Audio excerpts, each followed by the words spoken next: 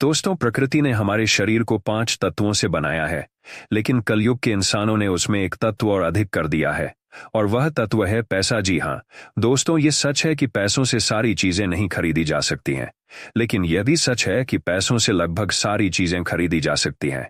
एक बार की बात है, एक गांव में एक संत प्रवचन दे रहे थे कि पैसों के पीछे मत भागो, ये माया का दलदल है, और इस माया के दलदल में एक बार जो फंस गया तो वह पूरी जिंदगी दुखी ही रहता है। और यह सुनकर वहां बैठे सभी लोग इसी बात पर तालियां बजा रहे थे। उन्हें यह बात नहीं पता थी कि यह संत इसी बात को बोलने के लिए पैसा लेता है। दोस्तों, यही तो माया का खेल है, जो कि इस दुनिया में बहुत कम लोग इस बात को जान पाते हैं, और जिसने यह जान लिया उसको इस माया ने बुलंदियों की चोटी पर पहुंचा दिया। दोस्तों, आज के समय में पैसा कमाना जितना मुश्किल नहीं है, उससे भी ज्यादा मुश्किल है पैसों को संभाल कर रखना। इस दुनिया में बहुत से लोग ऐसे होते हैं जिनके पास कुछ पैसा क्या आ जाता है, वह लोग घमंड में आ जाते हैं। क्या है कि वह लोग पैसों के नियम को जानते ही नहीं।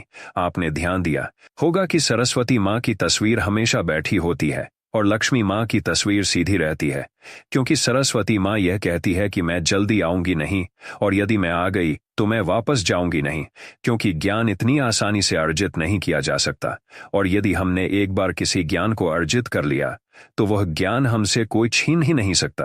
लेकिन दूसरी तरफ लक्ष्मी माँ का यह नियम होता है कि वह जल्दी आ भी जाती है और उतनी ही जल्दी चली भी जाती है। यदि किसी इंसान को पैसे को सही तरीके से रखना नहीं आया तो बहुत जल्द उस घर से लक्ष्मी निकल जाती है। तो दोस्तों, आज की इस कहानी के अंदर मैं आप लोगों को 6 खर्च बताऊंगा, जिसे आपको आज और अभी से ही बंद कर देना चाहिए, तो ही आप पैसों के सही नियम को समझ पाएंगे। आप कितना कमाते हैं यह जरूरी नहीं है। आप चाहे जितना भी कमाते हैं, इसमें से आप अपना खर्चा इन 6 जगहों पर कम कर दो, तो धीरे धीरे आपके घर में धन रुकना शुरू हो जाएगा। आपको खुद को लगेगा कि सच में हमारे घर में पैसा रुकना शुरू हो गया है।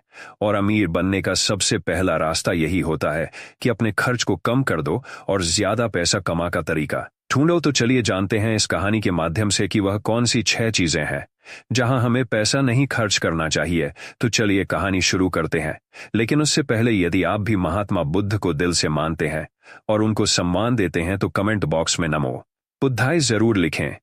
आपकी प्रतिक्रिया हमें सकारात्मक ऊर्जा प्रदान करती है।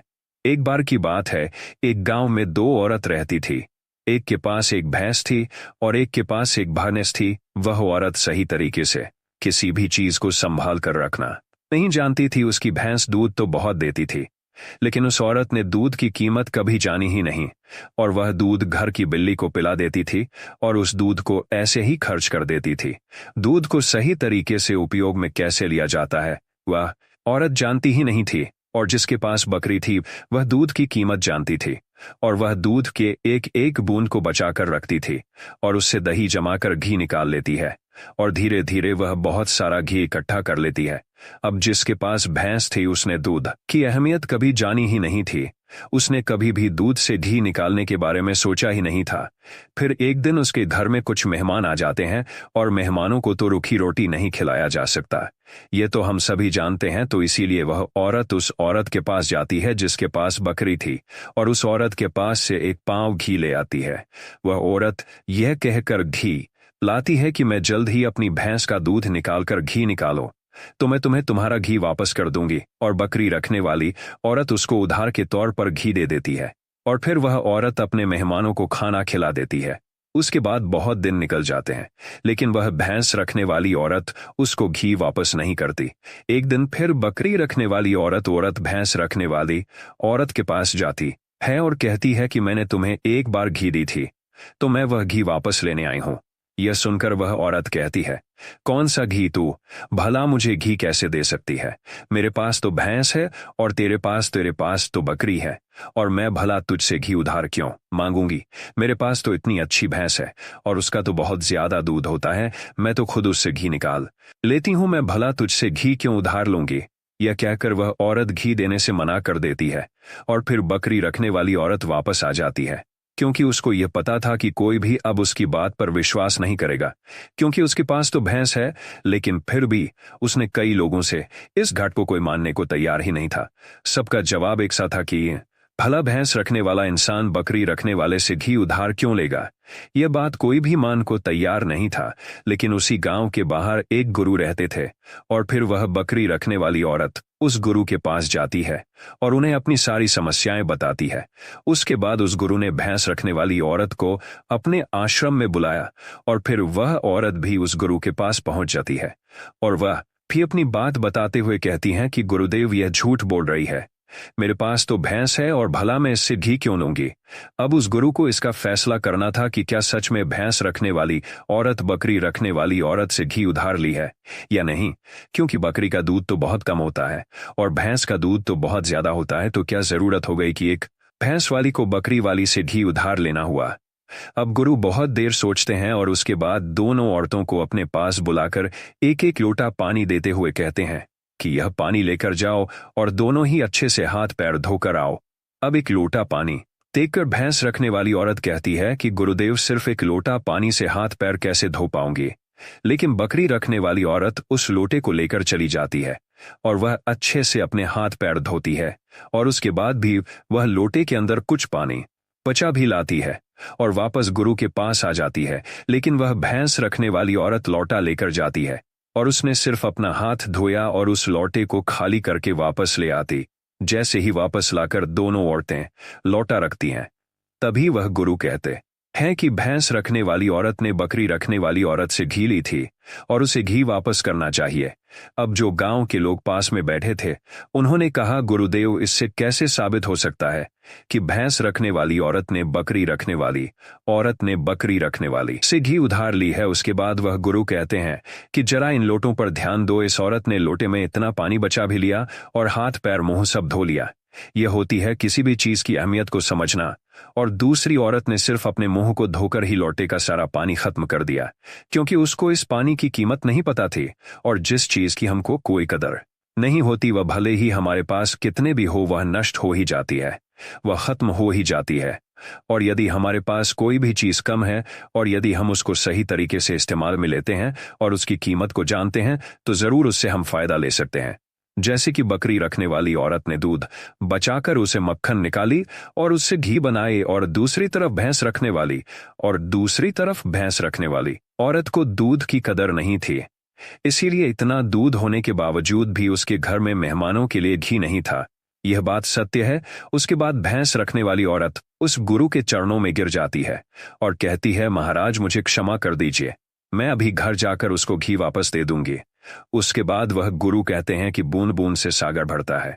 हमारे पूर्वजों ने यह कहावत यूं ही नहीं बनाई कि हमारी छोटी छोटी बचत हमारे भविष्य में एक महत्वपूर्ण लाभ बनकर हमें मिलती है, और यह बात बहुत ही कम लोग जान पाते हैं। और यही बात हमारे घर में लक्ष्मी पर लागू होती है। यदि हम लक्ष्मी को बचाएंगे तो वही लक्ष्मी हमें भविष्य में अधिक लाभ बनकर मिलेगी। तो दोस्तों, यह कहानी तो आपको समझ में आ ही गई होगी। तो आइए अब जानते हैं वह 6 खर्चों के बारे में जो हमें आज से ही बंद कर देना चाहिए। पहला खर्च जो आपको आज ही बंद कर देना चाहिए वह है दिखावा करना। आपके अगल बगल में किसी ने महंगी कार ले ली तो अब आपके मन में जलन होने लगती है कि मुझे भी जल्द ही कार लेनी है, और यही दिखावे का खर्च आपको पूरी उम्र गरीब बनाकर रखता है। दोस्तों, हम में से ऐसे बहुत से लोग होते हैं जो सिर्फ दिखावे के चक्कर में ही बहुत सारा ऐसा सामान उठा लाते हैं जिससे कि दूसरों के सामने अपना रुतबा अधिक हो सके। कार ले लेना, महंगे जेवर लेना, महंगे मोबाइल ले लेना, या फिर ऐसी कोई महंगी चीज खरीद लेना जिसकी हमें हमारी जिंदगी में कोई जरूरत भी नहीं होती। और जब उन्हें कोई समझाता है तो कहते हैं कि हम किसी से कम हैं। क्या वह लोग यह नहीं समझते हैं कि इससे हमारा सिर्फ नुकसान होता है ना कि कुछ फायदा? यदि आपको सच में अमीरी के रास्ते पर चलना है तो ये सारे खर्चे सबसे पहले आपको बंद करने होंगे और वही पैसा कहीं इन्वेस्ट करना सीखना होगा। मैं यह नहीं कहता कि आप अपने शौक पूरे ना करें। मेरे कहने का मतलब यह है कि जिस चीज की आपको जरूरत है बस आप वही लो, पर कभी भी किसी को देखकर कोई सामान बिल्कुल ना ले। दूसरी बात है कंपनियों के स्कीम से दूर रहना। अपने सामान की बिक्री अधिक करने के लिए अलग अलग ब्रांड की जो कंपनियां होती हैं वह लोगों को लुभाने के लिए एक स्कीम लाती है, लेकिन यह उनकी मार्केटिंग करने की एक रणनीति होती है जो हम लोग समझ नहीं पाते, और बहुत सारे लोग अलग अलग स्कीम के चक्कर में वह चीज भी खरीद लेते हैं जिसकी उन्हें जरूरत भी नहीं होती। यदि हम मार्केट में जाते हैं और हमें पता चलता है कि 50% डिस्काउंट के अंदर कोई वॉच मिल रही है, चाहे हमारे घर में 2-4 वॉच रखी हुई हो, लेकिन फिर भी हम उस वॉच को खरीद लेते हैं। हम लोग यह नहीं समझते कि यह सब मार्केटिंग करने की रणनीति होती है। इससे हमें फायदा नहीं होता, बल्कि कंपनी को ही फायदा होता है। इसीलिए ऐसे शौक कभी ना पाले, क्योंकि यही गरीब होने का सबसे महत्वपूर्ण कारण भी होता है। क्योंकि जिस भी चीज की हमें जरूरत नहीं है, हम उसी चीज में लक्ष्मी को खर्च कर देते हैं, तो उससे हमारे घर की लक्ष्मी नाराज हो जाती है और फिर धीरे धीरे हमारे घर से निकलने लगती है। तीसरी चीज जो आपको नहीं करनी चाहिए वो है उधार लेना। दोस्तों, आज के समय में ज्यादातर लोग कर्ज लेकर महंगी महंगी चीजें खरीद लेते हैं, जैसे कि कार, बंगला, मोबाइल, और फिर उसका पैसा भरते रहते हैं। जैसे कि आजकल हम लोग क्रेडिट कार्ड का इस्तेमाल करते हैं। क्रेडिट कार्ड हमें पैसे खर्च करने के लिए कहता है, जो पैसा हमारे पास है या फिर जो पैसा हमारे पास आने वाले हैं, और उस पैसे को हम खर्च कर देते हैं। तो जरा सोचिए कि हम अमीर कैसे बन पाएंगे।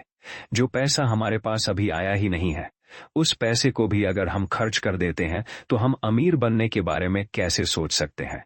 और साथ ही हम उन बातों का पालन नहीं करते जो हमें गरीब बनाती है, तो हम अमीर कैसे हो सकते हैं। और बहुत लोग तो ऐसे भी होते हैं जो लोन लेकर जमीन खरीद लेते हैं और यह सोचते हैं कि जब हमें इसमें फायदा होगा तो हम लोन वापस कर देंगे।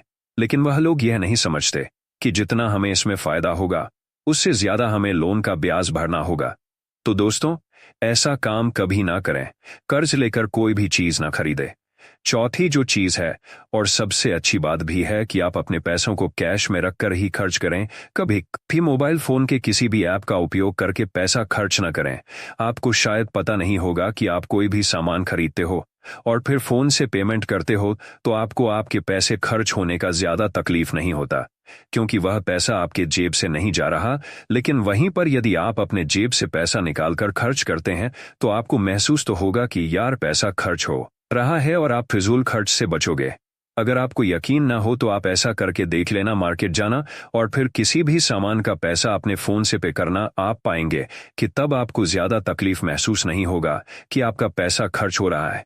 लेकिन जिस दिन आप अपने जेब से पैसा निकाल कर दोगे, तो उस दिन आपको जरूर लगेगा कि यार पैसा जेब से जा रहा है, मेरा पैसा खर्च हो रहा है, और बहुत ज्यादा पैसा खर्च हो रहा है। पांचवी बात जो आपको ध्यान रखनी है, वह है आपको अपनी भावना पर काबू रखना है। अगर आपको कोई चीज पसंद आ रही है और आप उसे खरीदना चाहते हैं, तो सबसे पहले यह देख ले कि वाकई क्या इस चीज की आपको जरूरत भी है। क्योंकि बहुत से लोग कोई चीज पसंद आने पर उसे तुरंत खरीद लेते हैं। कई बार तो ऐसा भी होता है कि कोई स्कीम वाले आते हैं जो हमें लुभाने वाली चीजें लेकर आते हैं, और हमें वह चीज पसंद आ जाती है और हम उसे तुरंत खरीद लेते हैं। तो हमें ऐसी चीजों को लेने से बचना चाहिए। हमें ऐसी चीज नहीं लेनी चाहिए, बल्कि हमें सिर्फ ऐसी ही चीज लेनी चाहिए जिसकी हमें जरूरत हो। छठी और आखिरी बात यह है कि कभी भी कोई भी फालतू शौक न पाले। आपको शायद इस बात का पता होगा, दुनिया में महंगाई का सबसे महत्वपूर्ण कारण शौक है। आज के समय में नॉर्मल 10,000 का फोन आ रहा है और वहीं पर 2 लाख का भी फोन आ रहा है। दोनों में फर्क बस इतना है, किसी को 10,000 का फोन रखने का शौक है तो किसी को 2 लाख का रखने का शौक है। क्योंकि अमीर आदमी महंगा फोन रखेगा तो लगेगा कि वह अमीर है, तो यह अमीर है, तो यह शौक ही तो हुआ शौक है। तभी तो उसने महंगा फोन रखा, और यही महंगाई का कारण है। और इसीलिए बड़ी बड़ी कंपनियां समय समय पर शौक वाली चीजें बनाते रहते हैं, ताकि अच्छी अच्छी चीज बनाकर हमें लुभा सके और हमें वह चीज पसंद आ जाए और हम उसे तुरंत खरीद ले। क्योंकि उन्हें पता है कि ना लोगों का शौक खत्म होगा और ना ही उनका मार्केटिंग बंद होगा। तो इसीलिए अपने शौक पर काबू करें, जितना हो सके कम शौक करें। क्योंकि शौक करने से हमारी जिंदगी नहीं चलेगी, बल्कि मेहनत करने से और पैसे को अपने पास सेव करने से जिंदगी चलेगी। क्योंकि आज के समय में पैसा ही सब कुछ है। भले ही आज के समय में हमसे कितने भी लोग यह बात कहते हैं कि पैसा ही सब कुछ नहीं होता, लेकिन यदि उनकी जिंदगी में सही तरीके से ध्यान रखकर देखा जाए तो उनके लिए पैसा ही सब कुछ होता है। वह पैसों के लिए ही इधर उधर भाग रहे हैं और हमें कहते हैं पैसों के पीछे मत भागो। तो दोस्तों, इस वीडियो में मैंने कुछ फिजूल खर्च बताने की कोशिश की है। ताकि उन खर्चों को आप कंट्रोल में कर सकें और आपके पास पैसा बचे और आपके पास पैसा बचे और ज़रूरत के समय वह पैसा आपके काम आ सके। और वह पैसा जब ज़रूरत के समय हमारे काम आता है तो हमारे दिल को जो शांति मिलती है वह सच में बहुत ही अद्भुत शांति होती है।